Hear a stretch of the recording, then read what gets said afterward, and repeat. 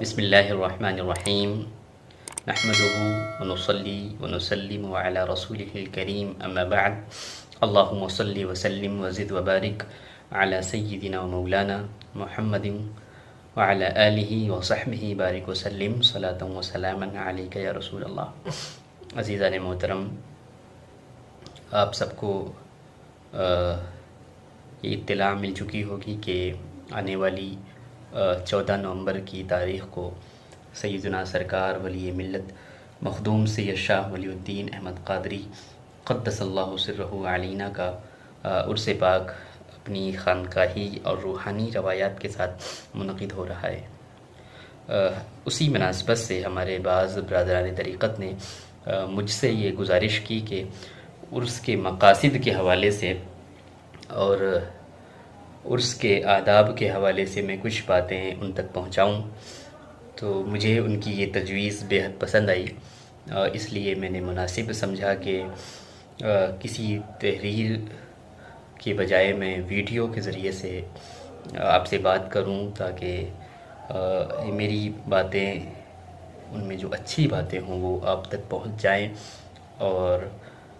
آپ تک ان کا نفع پہنچے۔ اب ظاہر ہے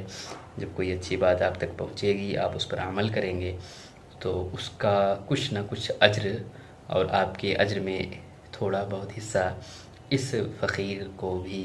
اللہ تبارک و تعالیٰ عنایت فرما دے گا۔ اس لیے میں نے مناسب سمجھا کہ ویڈیو کے ذریعے سے آپ سے بات کر لوں۔ سب سے پہلی بات یہ ہے کہ عرس کیوں منعقد ہوتا ہے، اس کا کیا مقصد ہوتا ہے، تو اس پہ میں یہ عرض کرنا چاہتا ہوں کہ سب سے بنیادی مقصد عرس کا یہ ہے کہ ہم سال بھر اپنی زندگی میں بھاگ دوڑ میں، معاش کی تلاش میں، فیملی کے میٹرز میں مشغول رہتے ہیں، پریشان رہتے ہیں، دوڑ دھوپ کرتے رہتے ہیں، سکون کا لمحہ بہت کم میسر آتا ہے۔ تو عرس کا سب سے بنیادی مقصد یہ ہے کہ ایک پرسکون ماحول میں سچے محبت کرنے والے لوگ اور بزرگان دین سے عقیدت رکھنے والے لوگ، اپنے شیخ سے ارادت رکھنے والے لوگ خانقاہ کی چہار دیواری کے اندر جمع ہوں، اور تاکہ اللہ کا ذکر کر سکیں، دین کی باتیں کر سکیں، اور انسانیت کی بہتری کے لیے جو کام ہم کر سکتے ہیں اس میں آپس میں کچھ مشورہ کیا جا سکے۔ سب سے بنیادی مقصد یہ ہے۔ دوسرا اہم مقصد یہ ہے کہ جب ظاہر ہے جب صالحین کی صحبت ہمیں میسر آتی ہے تو ہمیں سب سے اہم چیز یہ ہوتی ہے کہ ہم زندگی میں سب کچھ یاد رکھتے ہیں، لیکن جسے یاد رکھنا سب سے زیادہ ضروری ہے اسے بھول جاتے ہیں۔ اپنے اللہ کو بھول جاتے ہیں، رسول اللہ صلی اللہ علیہ وسلم کو بھول جاتے ہیں، اپنے بزرگوں کے طریقے کو، ان کے ارشادات کو، ان کی بتائی ہوئی تعلیمات کو ہم فراموش کر دیتے ہیں۔ تو عرس میں آنے کا سب سے بنیادی مقصد یہ ہے کہ ہمیں اپنے شیخ کی، علماء کرام کی، مشائخ اعظام کی صحبت ملے اور وہ بھولا ہوا وعدہ ہمیں پھر یاد آ جائے۔ ہم یاد کریں کہ ہم اس خانقاہ سے وابستہ ہوئے تو اس کا کچھ نہ کچھ مقصد ہے، اس عرس کا مقصد ہے، تو ہمیں تذکیر ہو جائے، ہماری یاد آ جائے، ہمیں اپنا وعدہ، اپنا کیا ہوا عہد اور پیمان وفا یاد آ جائے، اور ہم حوصلہ ملے ہمیں دین پر عمل کرنے کا۔ تو یہ اہم مقصد ہے، اس لیے عرس میں حاضر ہونا چاہیے سال میں ایک دن نکال کر کے،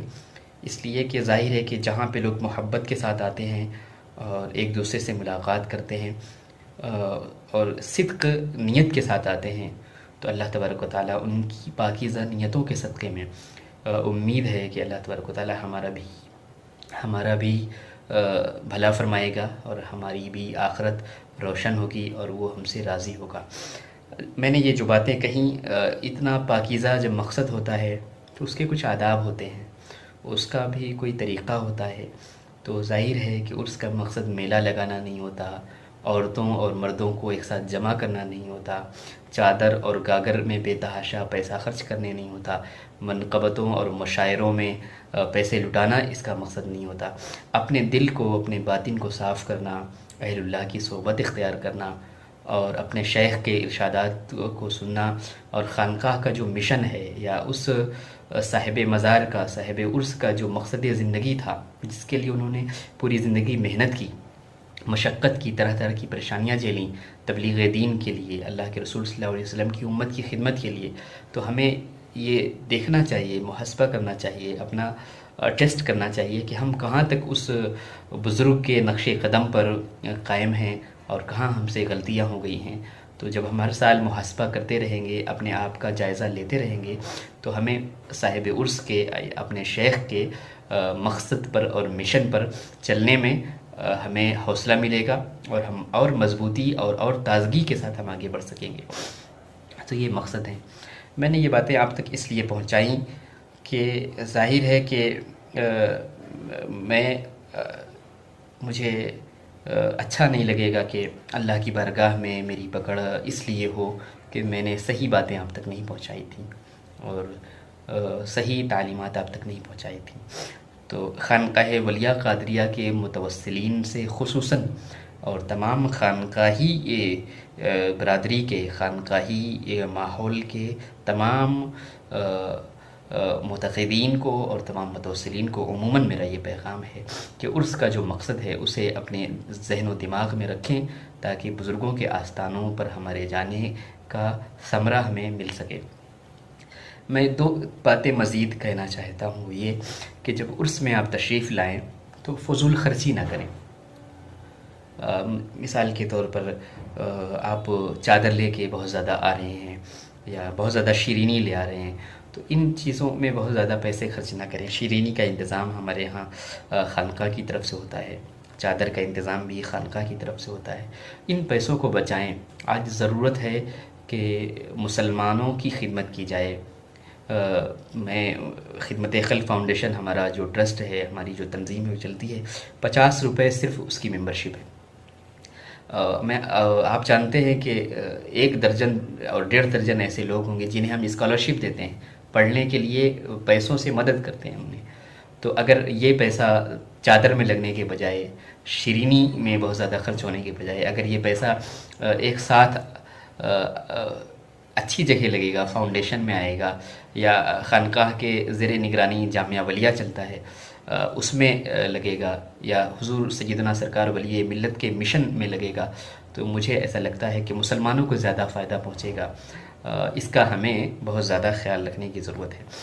اور دوسری چیز یہ ہے کہ دیکھیے، خانقاہ جو ہوتی ہے اس میں 2 چیز ہوتی ہے۔ ایک یہ کہ ہم اللہ کی بندگی سیکھیں، اور دوسرا یہ کہ اللہ و رسول کی بارگاہ کا اور اپنے مشائخ کے دربار کا ادب سیکھیں۔ اس لیے جب آپ خانقاہ میں آئیں تو کوشش کریں صاف ستھرا لباس پہنیں اور سادہ دل کے ساتھ آئیں، عقیدت کے ساتھ آئیں، محبت کے ساتھ آئیں، اور دوسروں کو راحت پہنچانے کی کوشش کریں۔ کسی شخص کو بستر نہیں مل رہا ہے، آپ اسے بستر دے دیں۔ کسی کو سیٹ نہیں مل رہی، آپ اسے سیٹ دے دیں۔ کسی کو بیٹھنے کے لیے جگہ نہیں مل رہی، آپ اسے جگہ دے دیں۔ تو اس طریقے سے چھوٹی چھوٹی قربانیوں سے آپ دوسروں کو خوشی پہنچا سکتے ہیں، دوسروں کو راحت پہنچا سکتے ہیں۔ عرس کا اہم مقصد یہ ہوتا ہے۔ اور دوسرا اہم مقصد ہوتا ہے آداب عرس کا خیال۔ دیکھیے، جو خانقاہ ہوتی ہے وہاں ایک امیر ہوتا ہے جسے ہم مرشد کہتے ہیں، جسے اپنا شیخ کہتے ہیں۔ اس امیر کے حکم سے محفل شروع ہوتی ہے اور اس امیر کے حکم سے محفل ختم ہو جاتی ہے۔ محفل سماع شیخ کے اذن سے شروع ہوتی ہے اور شیخ کے اذن پر ختم ہو جاتی ہے۔ تو ہمیں اپنے شیخ کی بارگاہ کے ادب کا بھی خیال رکھنا ہے۔ مثال کے طور پر کوئی شاعر یا نعت پڑھنے والا نعت پڑھ رہا ہے اور آپ 2 فٹ اچھلے جا رہے ہیں اور خوب اچھل کے داد دے رہے ہیں، تو یہ آداب کے خیال ہے، آداب کے خلاف ہے۔ خانقاہوں میں ایسا نہیں ہوتا۔ یہ 2-4 سالوں سے جب سے مارکیٹنگ شروع ہو گئی ہے، لوگوں کے اندر علم کی کمی آ گئی ہے اور بازارو لوگ آ گئے ہیں، تو میں دیکھتا ہوں کہ جاہل لوگ تو بہت دور کی بات ہے، عوام تو بہت دور کی بات ہے، جو لوگ پڑھے لکھے ہیں، علماء سے جو لوگ آتے ہیں، طلباء سے لوگ آتے ہیں، اسٹیج پہ بیٹھے ہیں 2 فٹ اچھلے جا رہے ہیں، شاعر کا کبھی سینہ ٹھوک رہے ہیں، کبھی اس کی پیٹھ تھپتھپا رہے ہیں۔ یہ جب ہمارا شیخ وہاں پہ حاضر ہو تو یہ سب آداب کے خلاف ہے۔ تو آپ محفل رسول میں بیٹھے اور محفل رسول کے بارے میں ایک ہمارے علماء نے اور ہمارے مشائخ نے یہ بتایا ہے کہ رسول اللہ کی روحانیت وہاں پہ ہوتی ہے اور مشائخ کرام کی روحانیت وہاں پہ ہوتی ہے، تو ہم ان لوگوں کا بھی ادب کریں، اپنے جن سے ہمیں عقیدت رکھتے ہیں وہ ان مشائخ کا ہم ادب کریں، انتہائی وقار کے ساتھ سکون کے ساتھ بیٹھیں۔ آپ نے کبھی کسی پڑھے لکھے انسان کو بہت زور کے ساتھ روڈ پہ نعرہ لگاتے ہوئے نہیں دیکھا ہوگا، اس لیے کہ جو علم ہوتا ہے وہ انسان کے اندر وقار لاتا ہے، انسان کے اندر تہذیب لاتا ہے، انسان کو سلیقہ دیتا ہے، اور خانقاہیت جو ہوتی ہے انسان کے باطن کو سنوارتی ہے۔ تو ہم ان چیزوں کا خیال رکھیں۔ اور دوسری چیز عام طور سے ہوتی ہے کہ محفل ہو رہی ہے اور 10 لوگ کیمرہ لے کر کے سامنے بیٹھے ہوئے ہیں، ویڈیو بنا رہے ہیں، کوئی فوٹو لے رہے ہیں، تو یہ ان سب چیزوں کا بھی بہت زیادہ اپنا ٹائم نہ خراب کریں۔ اس کی وجہ یہ ہوتی ہے کہ جب تک آپ ویڈیو بناتے رہیں گے یا لائیو کرتے رہیں گے، ان سب چیزوں میں آپ اپنا وقت لگاتے رہیں گے، اس وقت تک مقرر یا خطیب جو بات کہہ رہا ہے اسے آپ نہیں سن رہے ہوں گے،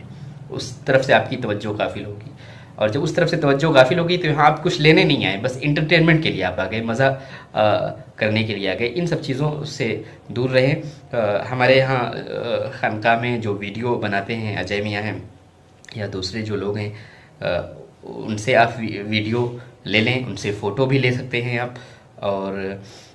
فیس بک وغیرہ پر، یوٹیوب وغیرہ پر امید ہے کہ پروگرام لائیو ہی رہتا ہے اور رہے گا، تو وہاں سے بھی آپ اپنی ضرورت کی چیزیں لے سکتے ہیں، لیکن آپ بیٹھیں تو آپ کی پوری توجہ اپنے شیخ کی طرف ہو، اور جو اچھی باتیں وہاں پہ کہیں جا رہی ہیں ان کو اپنی زندگی میں اتارنے کی کوشش کریں۔ ایک ایسی محفل بنائیں کہ وہاں پہ خانقاہی وقار جھلکتا ہو، آداب جھلکتے ہوں، اور ظاہر ہے کہ جب ان سب چیزوں کو آپ بنائیں گے تو آپ کو بھی اچھا لگے گا اور ہمیں بھی اچھا لگے گا۔ جیسا کہ میں نے عرض کیا، یہ باتیں آپ تک اس لیے پہنچا دیں تاکہ اللہ کی بارگاہ میں میری پکڑ اس بات پر نہ ہو کہ میں نے آپ تک سچ باتیں نہیں پہنچائی تھی، حق باتیں نہیں پہنچائی تھی۔ ہمیں دوسروں سے کچھ نہیں کہنا چاہیے۔ ایک بہت بڑے ادیب سے کسی نے سوال کیا کہ آپ اتنے اچھے انسان کیسے بن گئے، آپ کے اندر اتنی اچھائیاں کیسے آ گئیں؟ تو انہوں نے بڑا پیارا جواب دیا۔ انہوں نے فرمایا کہ جب میں نے اپنے سے کسی بہتر انسان کو دیکھا، گڈ ہیبٹس اس میں تھیں، تو میں نے اسے اڈاپٹ کر لیا، میں نے اس کی اچھی باتیں لے لیں، اور جب میں نے یہ دیکھا کہ کوئی شخص برا ہے، کسی شخص کے اندر کچھ بیڈ ہیبٹس ہیں، تو میں نے اس کو اوائڈ کیا، میں نے اس کو اپنی زندگی میں نافذ نہیں کیا، اسے ان بری عادتوں کو، بری خصلتوں کو نہیں اپنایا۔ تو ہمارا بھی یہی طریقہ ہونا چاہیے، جہاں پہ ہمیں اچھی چیزیں ملیں ہم اچھی چیزوں کو اپنے اندر پیدا کر لیں، اچھی عادتوں کو اپنے اندر پیدا کر لیں، اور جہاں ہمیں بری چیزیں ملے ہم ان سے بچ کر کے آگے نکل جائیں۔ لڑائی جھگڑا کرنا، بحث کرنا، ایک دوسرے سے برا بھلا کرتے رہنا، یہ خانقاہی آداب کے خلاف ہے، خانقاہی فضا کے خلاف ہے۔ ہمیں ہمیشہ سچ کا طالب رہنا چاہیے، اللہ کی رضا کا طالب رہنا چاہیے۔ باہر جلسے کیسے ہوتے ہیں، مشاعرے کیسے ہوتے ہیں، ان سے کچھ مت آپ کہیں، نہ ان کے بارے میں کچھ سوچیں، نہ ان کے بارے میں کوئی تبصرہ کہیں، لیکن خانقاہ ولیہ قادریہ میں کیسا جلسہ ہوگا، خانقاہ ولیہ قادریہ میں نعت کیسے سنی جائے گی، یہاں پہ منقبت کیسے سنی جائے گی، یہ آداب جو ہیں ہمیں اپنے بزرگوں کے طریقے پہ چلتے ہوئے سیکھنے ہوں گے۔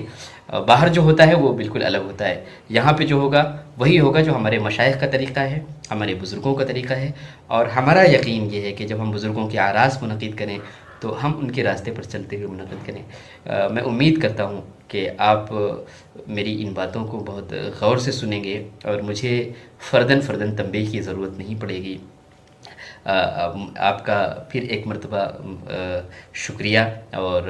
مجھے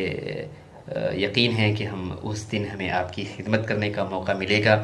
اللہ تبارک و تعالیٰ سے دعا کرتا ہوں کہ مولا کریم ہمیں سیدنا سرکار ولی ملت کے مشن پر اور اپنے مشائخ کے مشن پر جب تک ہماری زندگی ہے ہمیں اس مشن پر چلنے کی توفیق عطا فرمائے،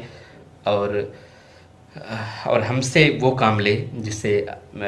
اللہ راضی ہوتا ہو۔ اور میں آپ سب سے بھی درخواست کرتا ہوں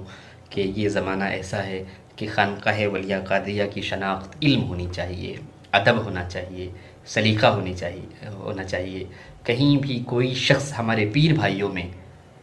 ہم سب کو یہ کوشش کرنی ہے خانقاہ ولیہ قادریہ کے متوسلین میں کسی بھی غریب مرید کا بچہ جاہل نہ رہنے پائے۔ میرا ہمیشہ سے یہ مزاج ہے اور آپ سب یہ جانتے ہیں، اور مجھے امید ہے کہ چادر گاگر میں اور مشاعروں میں پیسہ لٹانے، قوالوں کے پیچھے پیسہ لٹانے کے بجائے آپ ہمارے بزرگوں کے مشن کو سمجھیں گے، ان کے مقصد کو سمجھیں گے، اور اس مشن کے لیے تن من دھن کی بازی ہم بھی لگائیں گے، آپ بھی لگائیں گے انشاءاللہ العزیز۔ ہم سب کو مسلمانوں کی خدمت کرنی ہے، اللہ کو راضی کرنا ہے، اپنے بزرگوں کے نقش قدم پر چلنا ہے، اور اپنی زندگی کو اللہ کی رضا کے مطابق ڈھالنا ہے۔ اور اسی لیے عرس میں ہم سب جمع ہوتے ہیں۔